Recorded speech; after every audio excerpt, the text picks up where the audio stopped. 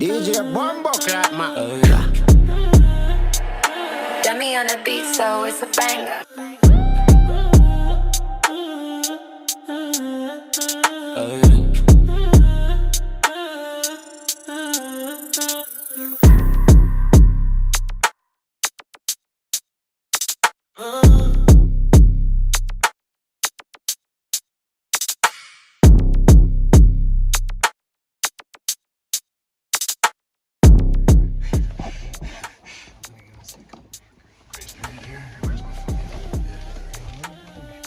Yeah, I'm good. Alright, Poddin the Tessy episode.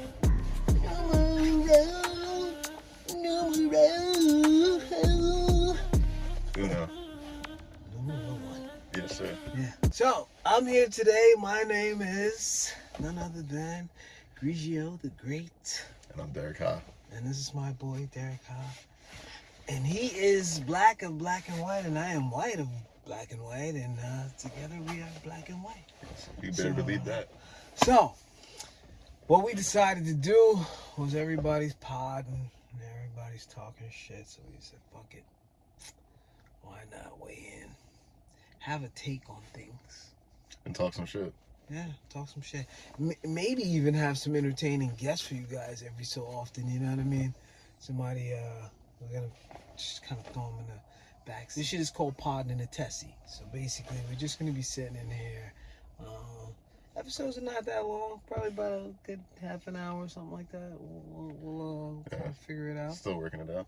Yeah. Are you alright? This guy, yeah, he's so funny. Oh my god. Yeah. Yeah. I'm good. Yeah, We're rolling, dude. We're on right now. We're rolling. Yeah, man. We're rolling. Absolutely. Like Kelly. Sure. Anyway, right? So here we go, right? All right, so what do you want to do? We're good. So first, I want to get into who I am. My name, like I said, I'm Binot the Great. Well, it's the great Binot Grigio, right? And from that, you get a different bunch of monikers. So you got Binot Grigio, then you got Grigio the Great, and all this other stuff. But I'm that guy. This is my guy, Derek Ha. Me, I'm from Brooklyn. This guy is from Long Island. Right? Is that where you're from? Yeah, right on. Born and raised in Long Island. So, and like I said, again, this is Poddin and the Tessy, and we are just two guys giving our takes on fucking things. All right? More or less. Yeah.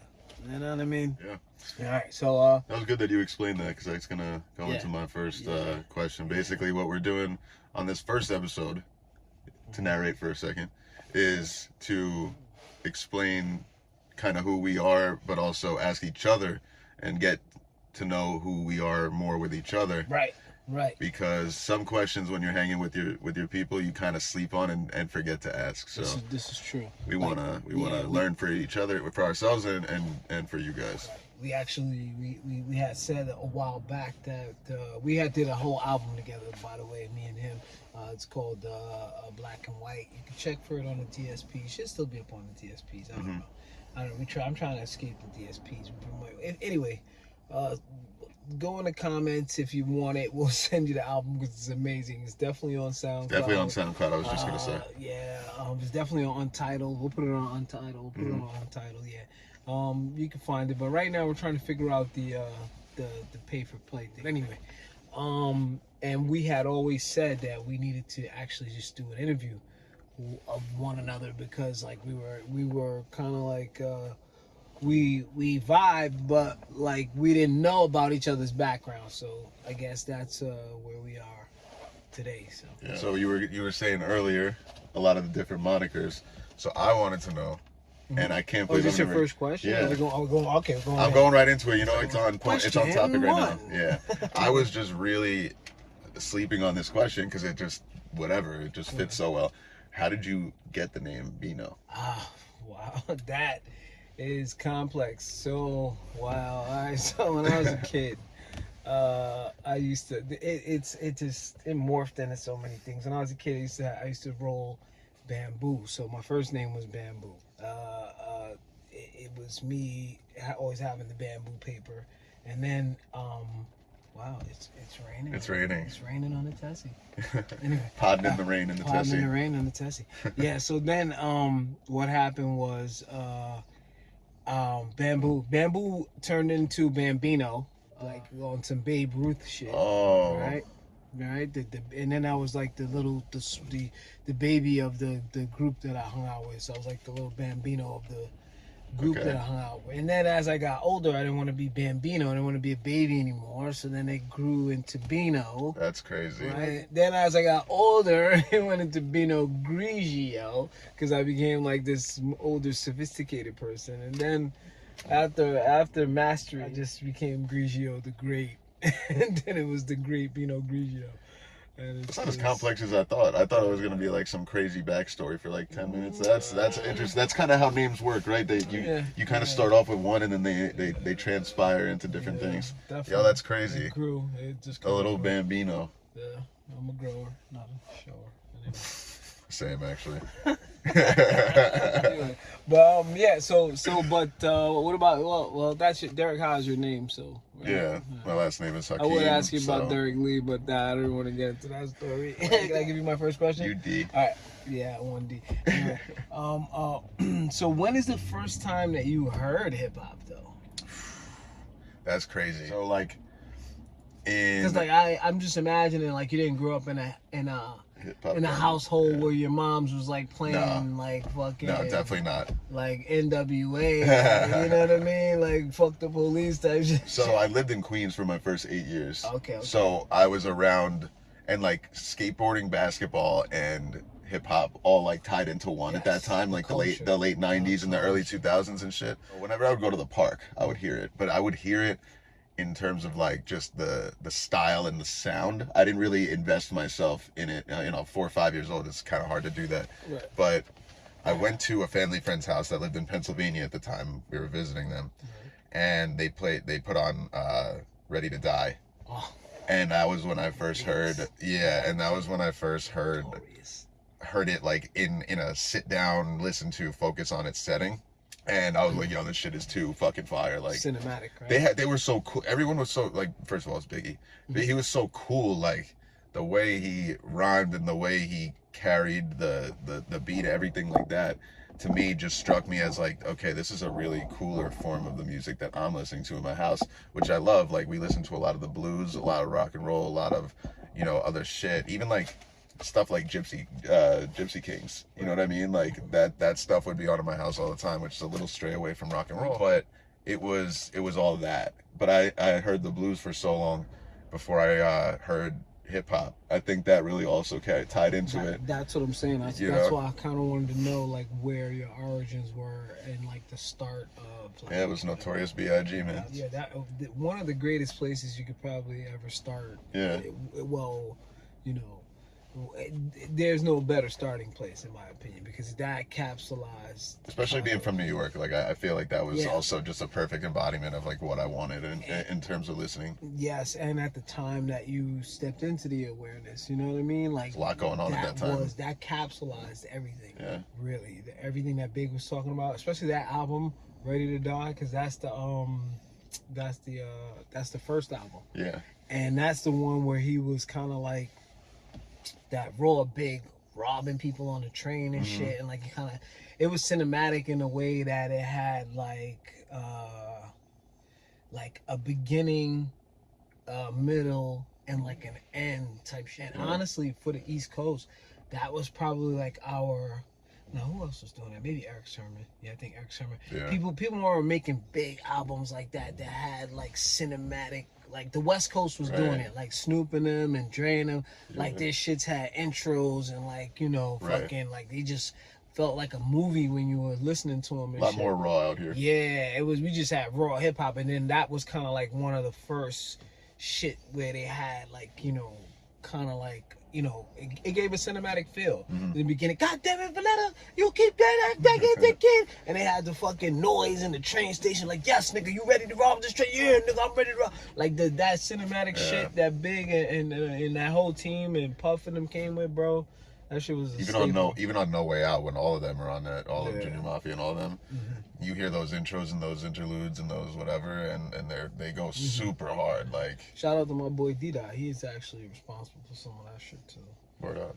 But go ahead. What's your All right, let me pull up the question numero dos. Okay, I like this one. You've met a lot of people in your life. You've met a lot of people in the music game in your life. You met a lot of people in entertainment, right? If you had to pick a moment, who gave you the best musical advice? Wow. Probably a toss up between two people. And the second one is like super simple. But let me just I'll go first with I had a when I first got into the music business, I had a lawyer from Burt Padell's firm called, his name was Toby Shorter. And I had wrote this song, and like back then, like a bunch of guys were like crazy about the song, like Mark Pitts and like everybody, oh my God, the song's so great. They wanted to buy the song from me. So I kind of was like of the notion like, yo, this is my baby. I just made this. Is like, you know. And he told me, he said, you know, to be honest with you, you know, you're in show business, and the word business is bigger than the word show. So you have to start understanding that this one little baby that you created, you have to make many of those to sell. So I was like, ooh. That's deep shit. Yeah, it was super deep, especially for me at that time, because it was like I had just made one. I don't know how to make these yet. I'm not a maker of these yet. So it was like, all right. And then it took me a minute to even understand that. It took me like a couple of years to even grasp that that was good advice in that moment. And then some other good advice that I got was from G Dep.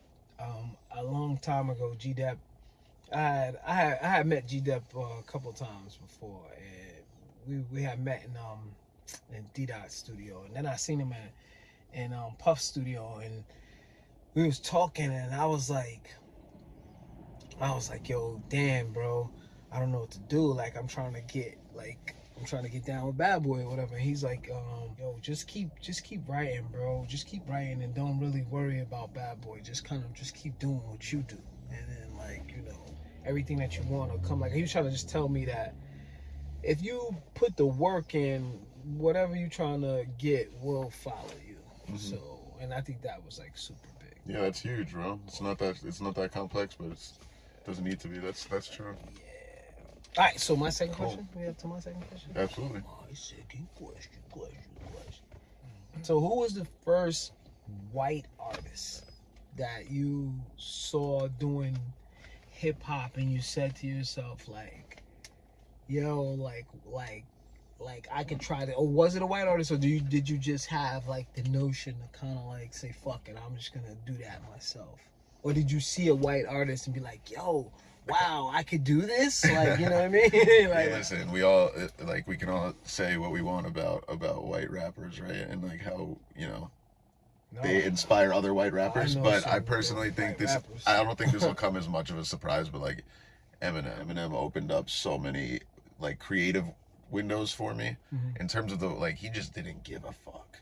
He didn't give a fuck, but he also told stories, so it was like a mix up between, I can say whatever the fuck I want, but I also can tell people about what I've been through and get them to kind of understand that I'm not just a guy up here spewing words and rhymes that sound dope. It's like I have a story to tell. And I think that's the biggest thing for me is I could write about a story anytime, but I like having the free of it. Hip hop gives you so much freedom and so much ability to express yourself in a creative way, that's what I fell in love with more than like the fact that it was a white artist, right?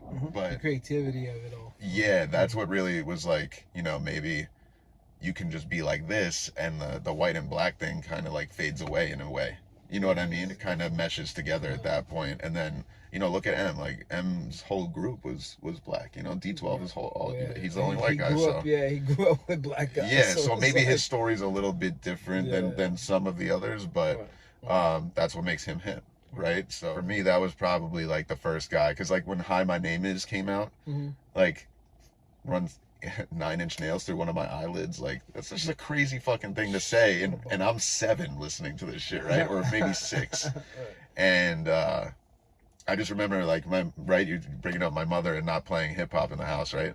She wanted nothing to do with Eminem. Now 30 years later, loves Eminem. Loves Eminem. Everyone's grown up. Eminem, including Eminem. Right. Eminem grew up. Right. Mom grew up understanding Eminem's place in. Bless in her that heart, time. man. I'm glad she's gotten more onto the hip hop wave, because she Yeah, got Mama a brother Ha is here. cool, bro. I love Mama Ha. I'm like her biggest fan. Like, All right, take it easy. No, because she literally loves our shit. Bro. Yeah, She's she like, really yo, does. that song's like, she's like, you know. And that's something she's as a in kid. it. And you know what? Just to finish this off, as a kid, I would have never expected that to be a thing. I thought this was gonna, like, when they dug up, like, the history of us. All right. So Yeah. because I later on I want to ask you. That's like one of my questions. Okay. I want to get to the family and how they. But anyway. So but go ahead. I think we're at Question 3. Question 3. All right, this one might be a little boring, but I think it actually is important. So, you do a lot of writing, you do a lot of music, but outside of music, like, what's the one thing that gives you, like, sanctuary? Oh man, that's an easy one. Ah man, it's like a couple of things, right? Yo, I love to play basketball. I wish that my body could stay like effing young That's me too. forever, bro, because like it's something about basketball. I fell in love with it at an early age, but like when I'm on that court, everything just kind of goes away. Like the world could be like my world it has been so many times where my world has just been in shambles, and it's like, yo, I'm just gonna go play basketball. It erases your mind, kind of, in a way. Yeah, it gives me like a moment of nothing else, and I don't even have to play with anybody. I could be out there just getting shots in, and then especially if it's a 1-on-1, definitely, or if it's a 2v2, 3v3, whatever it is, like, you know, 3-on-3, whatever the case is, like, it just your mind becomes like alleviated of all stress, bro. It is pretty Alleviated amazing. of all stress. I don't even think I've ever felt anything like that, bro. That's crazy. And I'm just so happy now that my sons too, they have that same joy in basketball. Yeah, it's awesome. Like, niggas that get lost for hours just outside shooting, you know? Watching them two go at each other, like, it's so crazy, but yeah. No, that's great, because I fucking feel the same way. I remember one time a girl I was with, or a girl I was in a relationship with, like, kind of had moved away and, like, kind of gave me like a finale text, like saying like we were done, right before. Derek, it's over, damn it. Derek, I'm through with you, Derek. I'm never gonna see you again. More or less. And she had sent me a text right before tip off during a game. And I had my phone, and I had my phone, bro. And I'm not joking you. I saw the text, but I didn't see what it said. And I put my phone right in my bag. I shit you not. I went out and scored like 23, 24. Yeah. I had like one of the better games of the season that year. Yeah, it was anger? No, I didn't remember a thing until I got off the court. Okay. I fucking forgot You all blanked about out. that. You fucking blanked Like out. a devastating text that like broke one my of those heart. I moments. didn't even think about it. Then I read it in the car home. Definitely had a tough night. But you know what I'm saying? It was like, Fuck, you it's a should've got your sanctuary. heart broken more often. You would have been scoring 30 out there. Right? Yo, break my heart. Get me on the court. But yeah, that's a crazy thing how basketball and hip hop are so tied together. Yeah. It's like all of it. It's all part of the culture. Even Poetry in motion, literally. The skateboarding, like all of Yeah. it. Like, it's just so weird. You know, I kind of actually had a vibe once upon a time that I thought hip hop would end racism because it was such a unifying thing. Like every culture has their version of it. Yet it was birthed where it was birthed, and it unifies us all. Right? And everyone secretly wants to be a part of hip hop. Right, and then like you would see videos where like Wu-Tang would go to Japan and like they can't speak a lick of English, but everyone knows the words. I thought that would be the end of racism, uniting where, the like, world and shit. Yeah, like how the fuck is this one thing just like universal? Right? Yeah. Like universal. Everyone has their own way of doing it, but they're doing this, right? But And who knows? Like, it probably exists. It probably exists outside of the paradigm that we're in. So I can't even count it. Anyway, let me get to my third question. Yes, sir. My third question.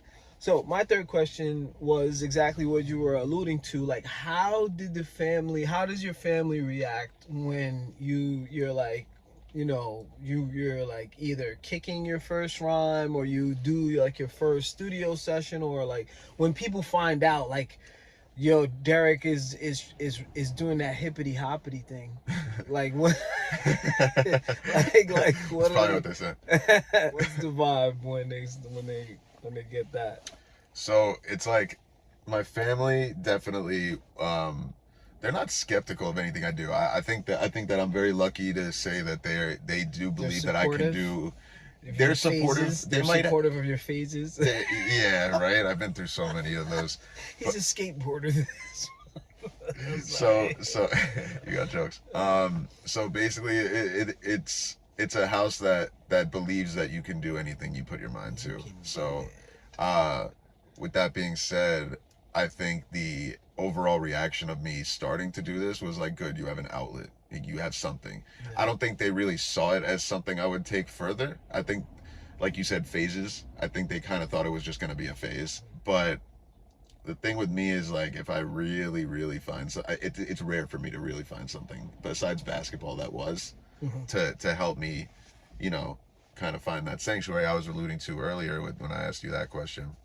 And I think as it keeps getting more progressive, they start believing in it a little bit more. So that was like the reaction when I showed them like the last 4 songs we just did, EP coming soon.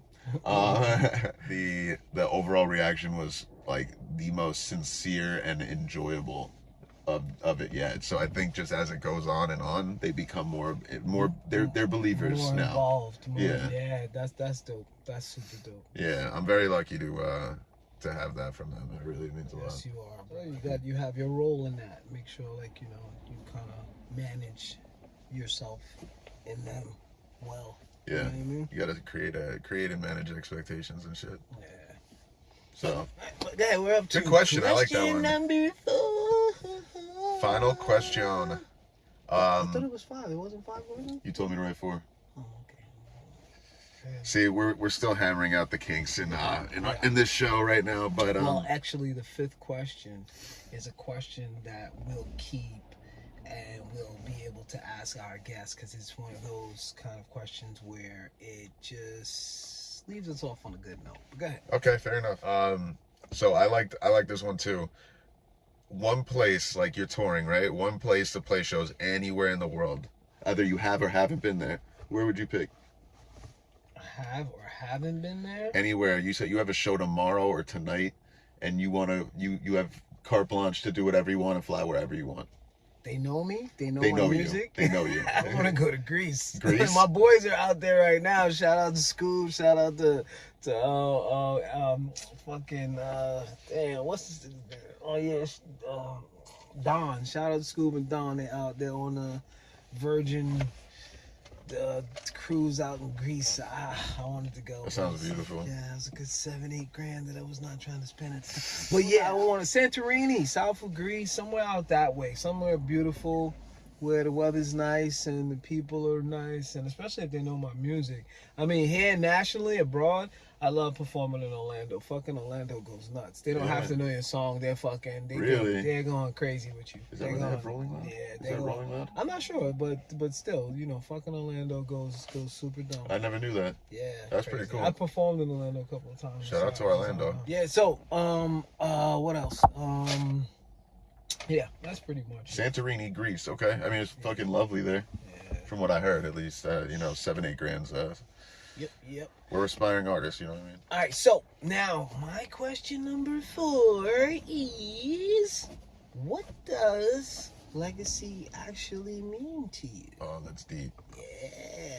So, I mean, the namesake is there in terms of what I want to build, and I definitely think about this all the time.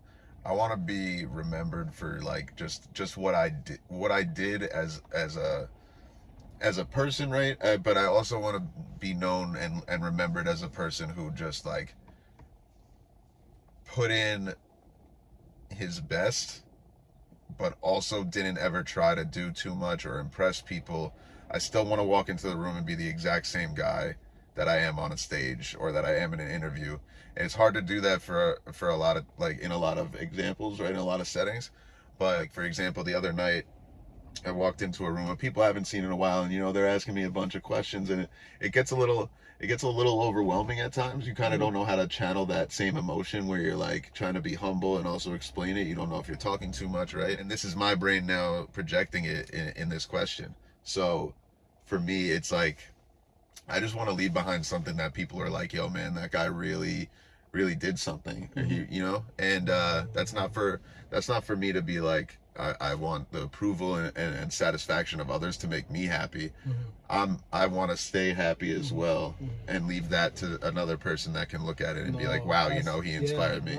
That's dope. Like that's why I appreciate the arts and things like that, because I was thinking to myself, like, how dope it would be if I found out that my granddad was some kind of writer or a poet or some crazy shit. So now, like, maybe years from now, my grandchildren will find, like, one of my grandchildren will be like a writer or something like that, and he'll find my shit on YouTube and be like, yo, my granddad, you know. So legacy in that sense, that's what that means for me. Like, and so it's the same thing as, like, to what you're saying, like, you left something where people could reference and be like, yo, this guy was this, you know, this guy was that, you know what I'm saying? And that's dope. That's dope, bro. That's super dope. Yo, so the last question that I had was, and this is just the question that we're going to be asking our guests as well. Like, what do you think you could improve on as a person? Like what could you do better? Like, you know, whether it's in your artistry, whether it's in your life, whether it's just like something that you could do. Wow, there's so many things running through my mind right now. But I think I could manage I could manage myself better. What I mean by that is, I've come a long way in terms of being a much more patient and calm and not so overreactive person that I used to be as a child and maybe a young adult, which was really helping, which helped me kind of get into the writing part and creative part a lot easier. Kind of just have to stop giving a fuck, you know what I mean? Yeah. You kind of have to stop giving a fuck about, like, what the world thinks, because the second, and that's not not even fuck you world, you know what I mean? But it's just like, it's more of a, like you were saying about the whole, like, being a white artist thing, like, to be afraid and to be like, you know, I don't know if I fit in. Like, you only don't know if you fit in if you don't think you fit in. Right. You know what I mean? Like, right. It is you people are gonna like you if you're a good person. If you're a good person and people fuck with you, you give off a good vibe and you're chill and you treat everybody the same, people are gonna fuck with you. Yeah. No matter what. Whether it's listening to your music or it's just having a simple conversation or you smoking a joint or whatever the fuck it might be. 100. So for me, that was huge, a huge thing that I needed to work on, and I'm still working on it, you know what I mean? So the patience aspect of it and kind of managing my time a lot better, and like I don't watch a lot of television like I used to. I used to be a child that was glued to the screen, and same with video games. Like, and there's nothing wrong with either of them. I still have great appreciation and love for them, but I find myself writing a lot more because I feel, and this might be a bad habit, but I feel as though if I'm not doing something like that, I am wasting my time. This life is so short. Yeah. You know what I mean? Yeah. So that's something I could improve on actually as well, is giving myself a little bit more me time. But that's something that's a work in progress. Everybody should be taking time for themselves and reach that. It's important. 100%. I think for me, the one thing I can improve on is like you said, myself, my awareness and my patience, right? Like I'm using, like, being in traffic as as the thing to test me or to kind of keep me, because people are crazy here in New York, and everybody want to cut you off, and everybody drives with ego. So now I'm trying to drive egoless. Like, if somebody's like trying to rush, you never know, they might be trying to pick up their kid or they're late. I just let people go in front of me and kind of like calm my ego, become aware of my ego, so I can humble myself in those instances that I need to be humbled in. I think that's what like kind of makes, that's what would make us all better. Like, you know, remaining humble and always showing love and expressing love. I think that's like being and like embodying love and everything. Like, you know what I mean? Like, and I'm noticing that too. Like amongst you know, in the Black community, bro. You know, I know you may not be aware of it, but like amongst my Black brothers, I be seeing like there's a lot more love. You know, they speak positively to one another in a different kind of way, and that's big. Huge. And that's big for that community, but just big on the whole, just big in the world. Like if we all kind of just dealt with each other with a lot more love, it would be like a greater place. Absolutely. But that is the first epi of Poddin and the Tessy. Yes, with your boy D Hizzle. Yes, sir. And me B Grizzle. He's got bars, man. Anyway, tune in every fucking week, man, or every day, or whatever we do, and whatever way we send this podcast your way. You tune in, you hear me? All right, and watch out for the Legacy EP or LP, one of them. It depends on it ends in a P, I guess. How many songs we finish. And then also watch out for Black and White, or you can go cop Black and White, the first album. What's the name of that album? It's just Black I think and it was White. the Black and White EP. The Black and White EP. So we just like making and things. that's spelled BLACW. No, N. Well, BLACNWYT. Making it extra easy for you to find. Black and White. Mm-hmm. Anyways, it was great having you guys here with us today, and please like and subscribe And comment. And comment. All right, peace out, you sons of.